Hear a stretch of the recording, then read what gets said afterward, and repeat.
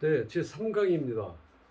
지난 시간에는 회계 측정에 대해서, 예를 들어서 회계 측정은 손익계산서, 그다음에 대차대조표 및 현금 흐름표에 보고된 그 재무 정보에 의존하는 것이죠. 그래서 회계 측정은 보통 수익성 측정, 성장 측정, 레버리지, 그다음 유동성 및 현금 흐름도 그런 측정 및 효율성 측정으로 또 이제 좀 세분화할 수가 있는데요. 자산 투자자로부터 수익 증대를 위한 그 어떤 뭐라 그럴까요? 부채 차입 자본. 우리가 이제 자본을 얘기할 때 자기 자본이 아닌 차입 자본을 끌어다가 자산 매입에 나서려는 그 투자 전략을 우리가 하기도 합니다. 그래서 이 시간에는 이제 회계 측정에 대해서 하고요. 여기 회계 측정이나 이런 재무성 분석 성향을 따라서 적는 사업계획서 작성법에 대해서 여러분들과 함께 공부를 하도록 하겠습니다. 회계 측정은 이제 어떻게 해야 되느냐? 이제 재무제표에 대한 건 마지막 시간입니다. 회계 측정은 회계 측정은 좀 전에 저희가 말씀드렸다시피 손익계산서, 그다음에 대차대조표, 그리고 현금 흐름표에 보고된 그 재무 정보에 의존합니다. 다시 말하면 손익계산서,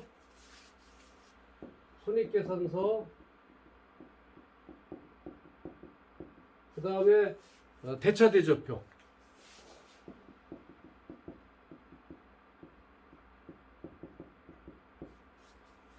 그리고 이제 현금 흐름표 여기 있습니다. 여러분들 이제 요 각각에 대해서는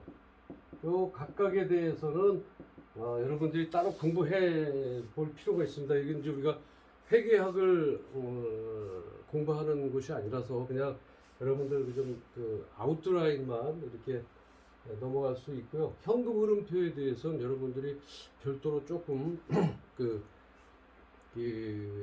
어떤 인터넷을 통해서 조금 알아보셨으면 좋을 것 같고, 하나하나를 다 설명드리기 좀 그러겠어요. 그래서 이렇게만 지금 말씀을 드리겠습니다. 여기 이제 현금 흐름표에 보고된 재무 정보의 의존, 이런 거에 대한 재무 정보, 요건 이제 우리가 다 재무 정보라고 얘기하죠. 그래서 보통 이제 이런 재무 정보에 의존한다. 네. 그 다음에 회계 측정은요. 이게 회계 측정은 또 이게 다시 또 갈라서 얘기하면 수익성 측정.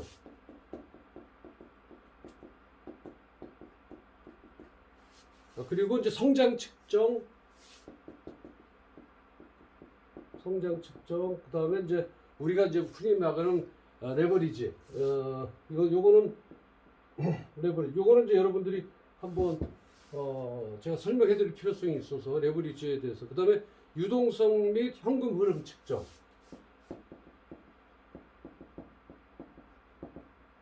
현금 흐름 측정.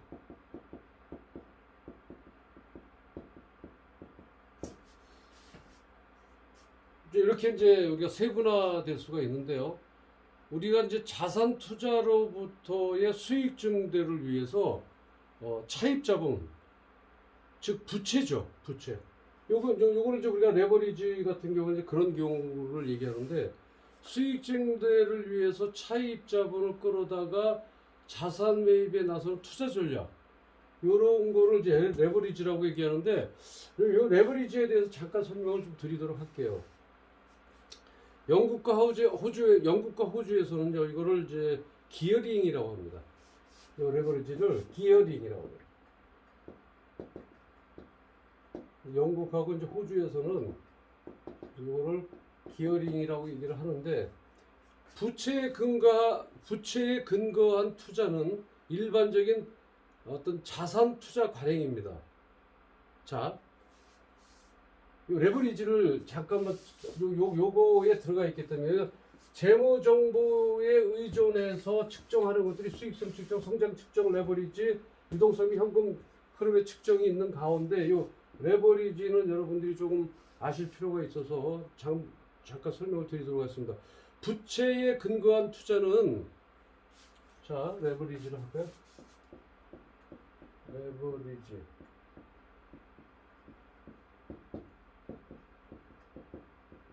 부채의 그러니까 이제 부채라고 하는 건 뭐예요? 외적인 자본금이죠, 그죠?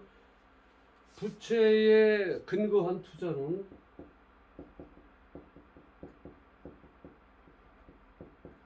부채에 근거한 투자는 일반적 자산 투자 관행이다. 일반적 자산 투자 관행이다.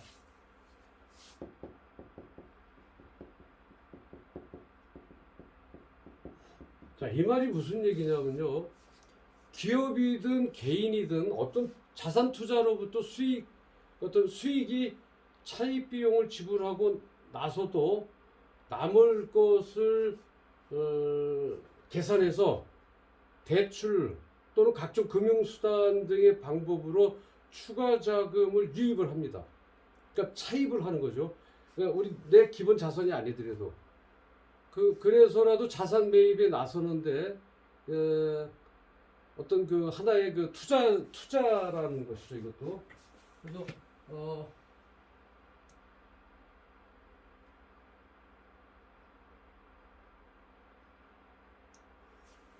그러니까 이제 그 부채에 근거한 투자죠. 순수한 개 자본 투자인 것이 아니라. 그래서 이때 자기 자본에 비해서 부채가 더 많으면 과다 차입 상태라고 얘기를 하죠. 자, 다시 한번 저기를 할게요.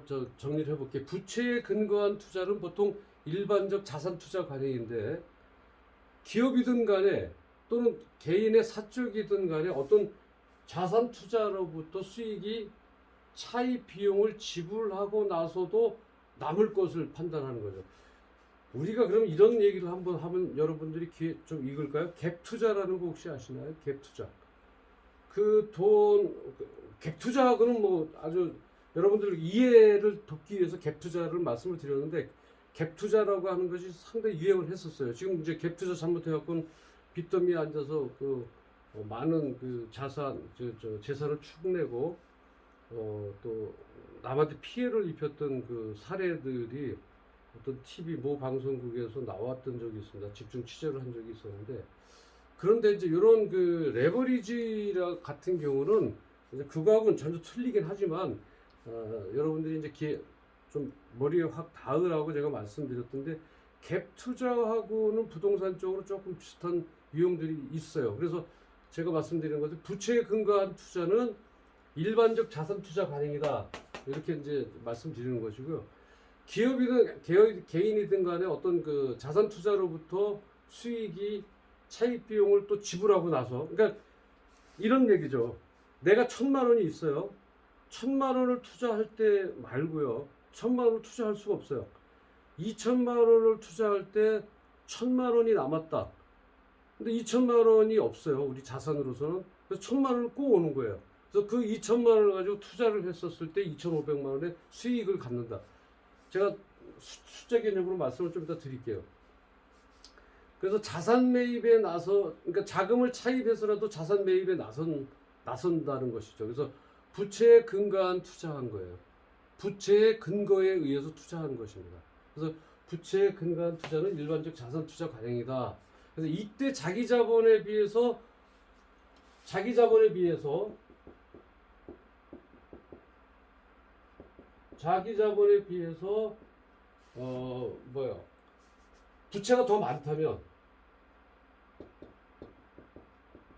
부채가 더 많다면 이걸 뭐라고 얘기하냐면 과다 차입이다, 이렇게 얘기합니다. 과다 차입.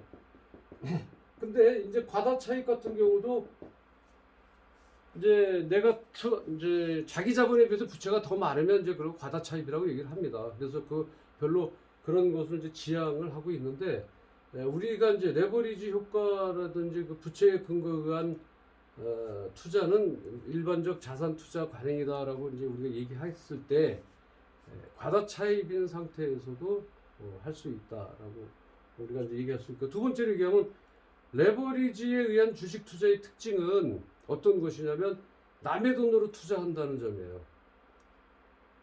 자, 예를 들어서 주식 투자의 특징을 한번 볼까요? 레버리지에 의한 주식 투자 효과. 주식 투자의 특징은 뭐냐면요. 자기 자본이 1천만 원인 경우에 100만 원의 수익을 얻을 수 있는 10% 수익 모델을 한번 가정해 볼까요? 자기 자본이 1,000만 원이었을 거예요. 자기 자본 1,000만 원이에요. 자, 자기 자본 1천만 원이에요. 여기 얼마 수익을 낼 수 있다고요? 100만 원.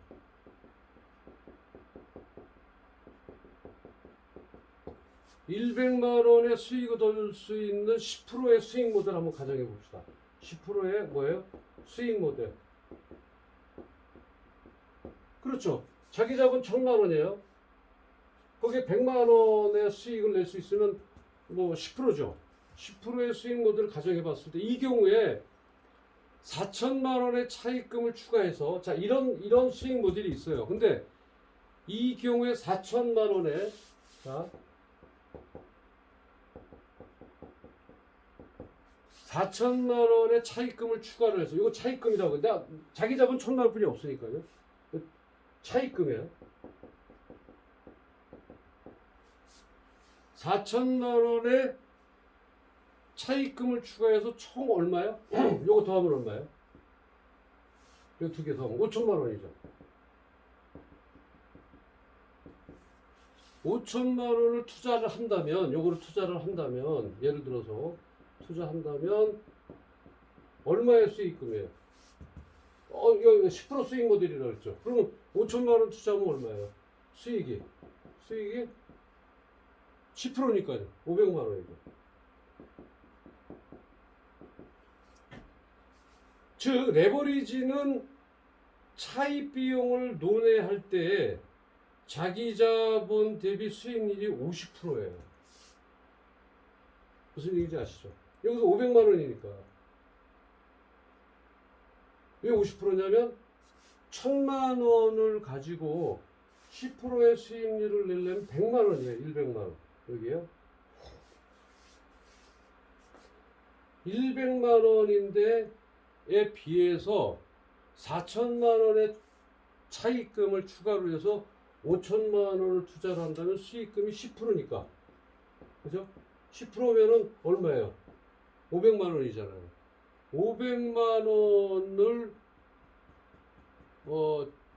수익을 얻게 됐는데 그렇다면 레버리지는 차입 비용을 논외로 할 때 차입 비용을 이걸 논외로 할 때 자기 자본 대비 수익률이 얼마예요? 자기 자본 대비 수익률 50%예요. 50%. 엄청난 거죠. 그죠? 돈 더 넣고 돈 더 먹기라고 이제 우리가 표현한 돈 더 넣고 돈 더 넣고 돈 더 먹기 좀 표현이 좀 그래서 그렇지 돈을 더 넣고 돈 더 먹기 더 넣은 돈이 남의 돈이라는 점이 바로 뭐예요? 레버리지의 특징이에요. 여기.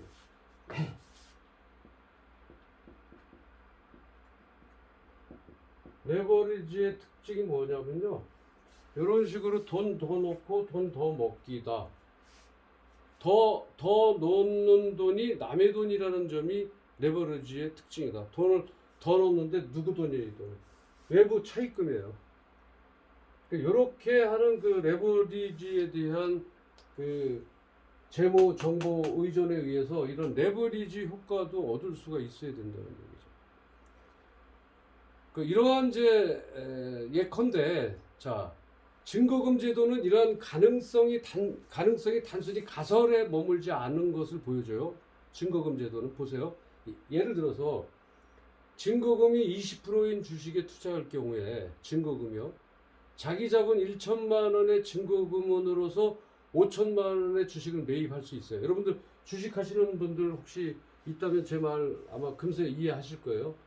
증거금 제도는 이러한 가능성이 단순한 가설에 머물지 않는다는 것을 보여줘요. 예를 들어서요. 증거금이 얼마예요? 주식에서 증거금 20%. 20%인 주식에다가 투자할 경우에 증거금, 주식 투자입니다. 자기 자본 1천만의 증거금만으로도 총 5천만의 주식을 매입할 수 있어요.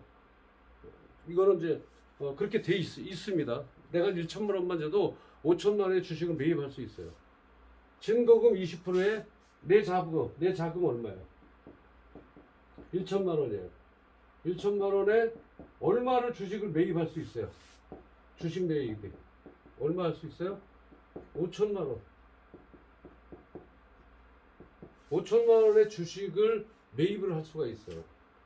해당 종목이 만약에 10% 상승한다고 한다면 500만 원의 수익이 발생하는 거죠. 그죠? 그렇잖아요. 아까 이런 식으로. 그래서 1천만 원의 자기 자본으로, 그러니까 10%를 상승하면 얼마예요? 10% 상승하면 500만 원이죠. 5천만 원의 10%니까. 500만 원의 수익이 발생을 하게 되므로 1천만 원의 자기 자본으로 50%. 이것도 500만 원이잖아요. 내자보금 1천만 원에 대한 수익률은 얼마예요? 당연히 50%잖아요. 이런 수익률을 달성하게 된다라고 하는 것이죠. 그래서 결론적으로 레버리지의 결론적인 효과는 뭐예요? 타인 자본을 이용해서 수익이 발생하는 것을 정의의 레버리지. 자, 한번 적어볼게요. 타인 자본에 의해서, 자, 타인 자본에 의해서 타인 자본을 이용해서 수익이 발생하는 거. 의해서가 아니라 이제 의해서는 자동으로 일어나는 게 아니에요. 내가 실제적으로 어떤 능동적인 자세로 의해서 내가 한 거예요. 그러니까 다시 얘기하면 타인 자본을 이용해서 수익이 발생하는 것, 수익이 발생하는 것을 이걸 뭐라고 얘기하냐면 플러스다. 정의의 레버리지 효과라고 해요. 플러스 정의의 무슨 효과요? 레버리지. 레버리지 효과다. 또 수익만 발생하는 것이 아니겠죠. 타인 자본을 이용해서 수익이 발생할 수도 있지만 어때요? 손실이 발생할 수도 있죠. 손실이 발생할 수 있다. 발생하는 것. 이것을 뭐라고 얘기하냐면요. 요거는 마이너스예요. 부예요. 한문으로 정자는 긍정적인 거기 때문에 플러스고요. 부자라고 하는 것은 요건 마이너스예요. 부의 뭐라고요? 레버리지. 레버리지 효과다. 이렇게 얘기를 하는 것입니다. 투자 자산으로부터 수익이, 여러분 잘 한번 생각해 보세요. 투자 자산으로부터 수익이 차입 비용보다 많다면 레버리지의 문제가 될 이유는 없습니다. 그렇죠? 투자 자산으로부터 수익이 차입 비용보다 차입 비용, 자기 자본이 많다는 얘기예요. 그러니까 예를 들어서 여러분들 주머니에 1,000원이 있다면, 아니 10,000원이 있다면 9,000원은 내 돈이고 1,000원은 나한테 꼬은 돈이에요. 예를 들어서 친구한테 1,000원이 꼬아서 내 돈이 주머니에 10,000원이 있다면 이거는 투자 자산으로부터 수익이 어떤 차입 비용보다 많다면 레버리지에 문제가 될 이유는 없죠. 그런데 하지만 투자는 늘 불확실성한 위험을 어때요? 수반하죠. 그래서 만일 이제 레버리지에 의한 투자 자산의 가치가 투자자의 기대와 달리 반대로 움직이면 레버리지에 의하지 않을 때에 비해 손실 규모가 커지죠. 많아지죠. 자, 다시 한번 말씀드릴게요.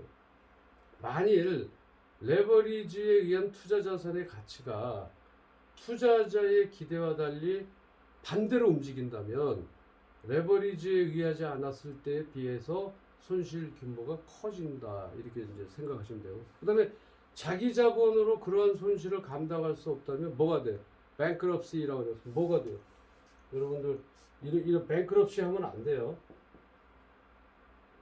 이게 이제 뭐예요? 파산. 이제 이렇게 되면 이제 bankruptcy나 뭐가 디폴트가 돼. 지급 디폴트. 이거 뭐예요? 지급 불능.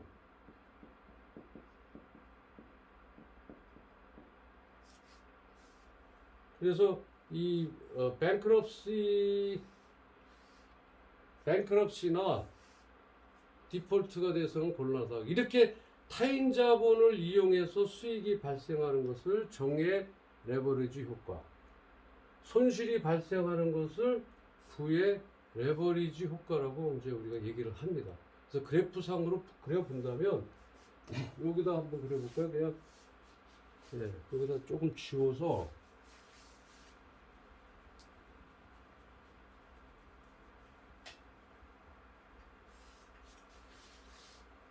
자기 자본 대 타인 자본에 의해서 레버리지라는 사전적 의미는 뭐 어떤 거예요? 지렛대 같은 거죠, 그죠? 어떤 그 중심점에 있어서 그 지렛대와 같은 효과를 나온다 해서 이제 정 레버리지, 플러스 레버리지, 그다음에 마이너스 레버리지 해갖고 이제 우리가 예를 들어서 여기에 이제 이렇게 그 삼각대에 지렛대가 있다면, 그죠?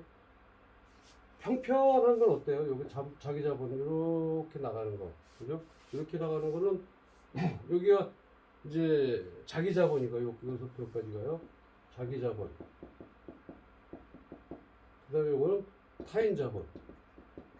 타인 자본이라는 건 외부 자익금의 뭐예요? 채무죠, 채무. 그랬을 때 요걸 기준으로 한다면 V에 요거는 요렇게 아래로 떨어지는 거는 어때요? 요렇게 떨어졌어요. 요건 기준으로 했을 때 요거는 손실이죠. 요거는 요 지점은 V의 레버리지예요. V의 레버리지. 밑으로 감소한 거고. 그 다음에 이제 위로 이렇게 올라갔어요. 요거는 어때요? 정의 레버리지.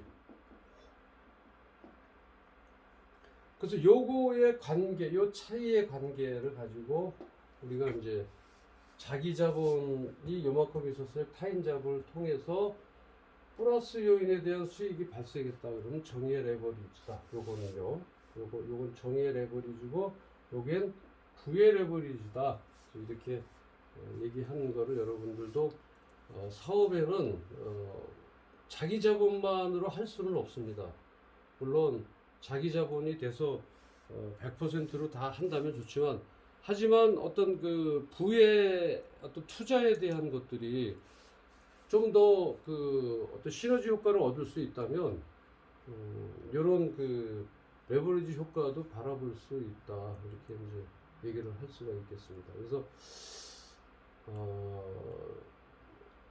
회계 측정에는 세 가지가 있는데요. 회계 측정에는 세 가지가 있는데 그 세 가지는 이제 어떤 수익성 측정, 그 다음에 성장 측정, 그리고 레버리지 유동성 및 현금, 아까 했던 겁니다. 그다음에 효율성 측정, 요거 이런 것들이 있다.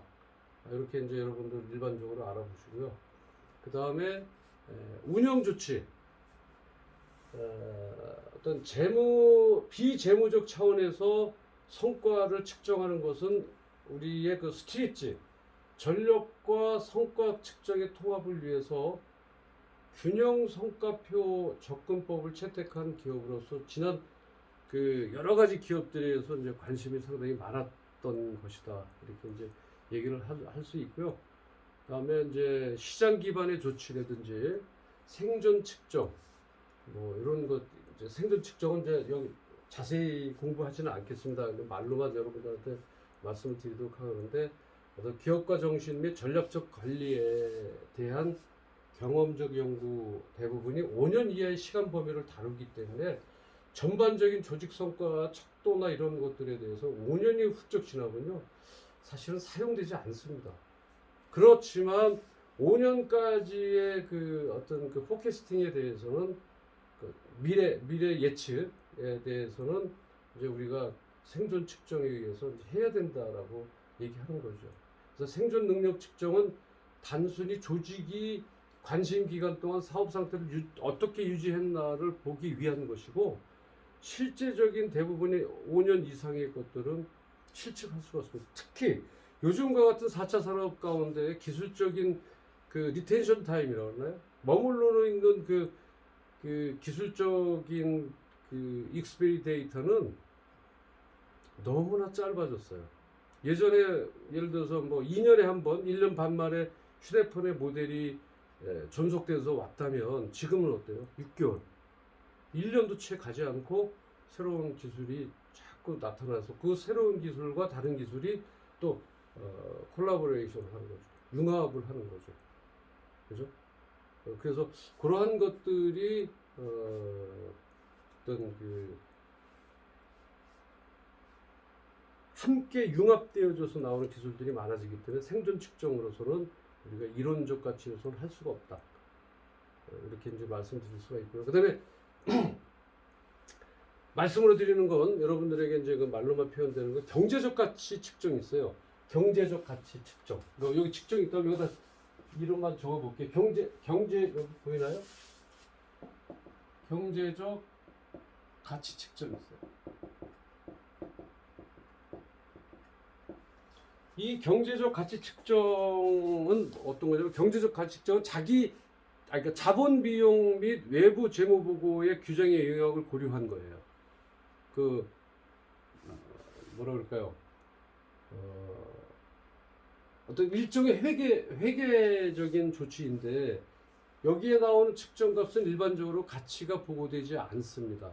그러니까 대부분의 회사가 내부적으로 계산하지 않기 때문에 전략적 관리 또는 기업가 정신적 경험 연구에 따라서 연구자가 거의 사용하지 못했습니다. 그래서 전형적인 우리 그 경제가치 측정에서는 자녀소득이라든지 뭐 경제적 부가가치 및 그 투자에 대한 현금 흐름 수익률이 여기에 포함되어 있었죠. 그래서 이러한 그 경제적 가치 측정이라든지 이런 것들은 어떤 이론적인 것들로 이제 답습할 수밖에 없고요. 어떤 우리가 실체적인 것에 대해서는 뭐라고 이제 특별히 할 수 없다. 하지만 여러분들이 이제 어떤 그 창업 기업의 성장 전략 분석에 따라서 이런 것들도 쓰여진다는 것을 여러분들이 좀 아셔야 될 필요가 있다. 이렇게 말씀을 드리도록 하겠습니다.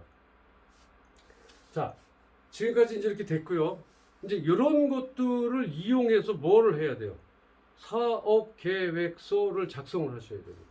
사업 계획서를 기술적 가치, 사업 평가, 타당성 분석, 재무 흐름표에 따른 재무제표에 따른 경제적 이런 회계 측정 이런 것들에 대해서 어떻게 조목조목으로 써 나가야 될 것인가에 대해서 이제 같이 여러분들하고 좀 공부하고자 합니다. 그래서 특별히 이 사업계획서에 대해서는 여러분들이 반드시 숙지해야 됩니다. 저는 뭐 지금까지의 것들을 아예 그냥 모른다고 쳐도요.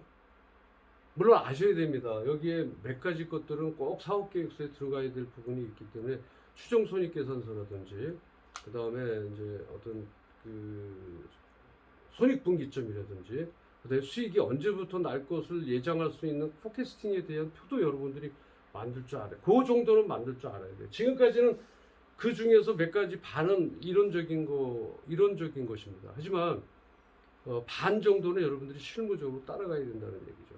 그래서 다시 말씀을 드리면 사업계획서가 여러분들의 사업의 모든 것을 결정짓는다 이렇게 말씀드려도 과언이 아닐 정도입니다.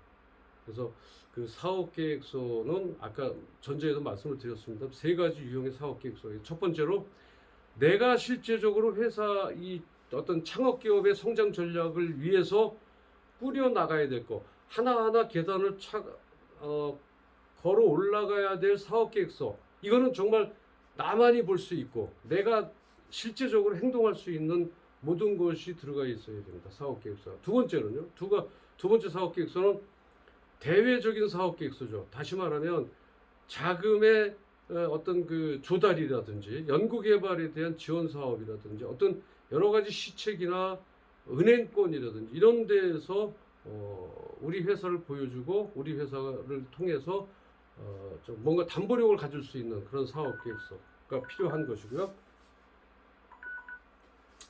세 번째로는 그 VC 벤처 캐피탈 투자자들을 위한 어떤 BEP 브레이크 이븐 포인트 같은 것이 얼마고 어떻게 돼서 수익성이 나고 몇 년 후에는 투자 수익률을 계산했더니 몇 년 후에는 투자 비용을 돌려줄 수가 있고 몇 년부터는 그 이익도 같이 공유할 수가 있다라고 하는 아주 중요한 키포인트는 여러분들이 소술해야 됩니다. 그래서 그 IR 사업 계획서를 별도로 해서 저는 그 세 가지 사업 계획서는 꼭 비치를 해두면 좋겠다. 하지만 우리는 가지고 있는 기술과 가지고 있는 자본력을 충분하다고 생각한다면 내가 실제적으로 목표를 꾸려나갈 수 있는 사업 계획서와 그리고 대외적인 기술적이 좀 더 가미된 사업 계획서, 그 다음에 사업성이 물론 수반되어야 됩니다. 그 사업 계획서를 작성하는 방법에 대해서는